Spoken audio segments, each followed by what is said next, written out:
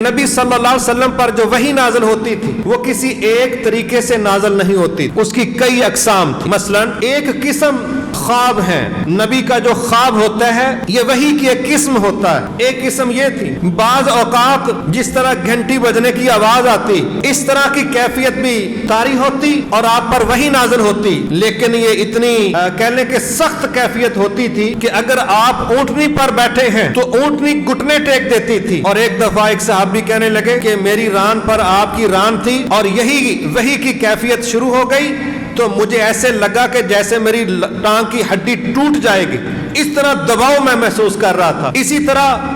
آپ کے دل میں فرشتہ کوئی بات ڈال دیتا، القاء کرنا، یہ بھی وحی کی ایک شکل چلتی تھی۔ اور معراج شریف پر جو آپ نے اللہ سے کلام کیا جس طرح کے موسیٰ علیہ السلام نے کیا، یہ بھی وحی کی ایک شکل تھی۔ اور ایک شکل اور تھی، حضرت دحیہ کلبی رضی اللہ تعالیٰ عنہ، یہ ایک عظیم صحابی، ان کی شکل اختیار کر کے کبھی کبھی جبرائیل علیہ السلام آپ کو اللہ کا پیغام دینے آیا کرتے، اور اس کے نتیجے میں صحابہ بعض اوقات جبرائیل علیہ السلام کی زیارت کر لیتے، گو کہ وہ اپنی اصلی حالت میں نہیں ہوتے تھے، مگر بعد میں آپ بتا دیتے کہ یہ کون تھے۔